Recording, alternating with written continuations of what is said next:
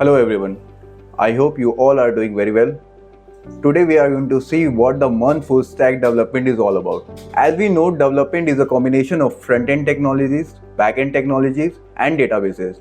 So in MERN full stack, we use technologies like HTML to create structure of web applications, CSS to add styling in our web applications, JavaScript to add functionality and animations in our web application, and also React.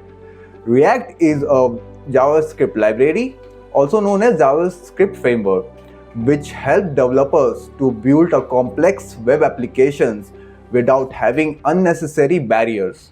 React can manage hundreds up to thousands of components without breaking into a sweat. Like front-end technologies, we use some technologies like Node.js, express.js to create functionality for backend. And for database, we use MongoDB technologies to store and get data from our database. So this is all about MERN full stack development.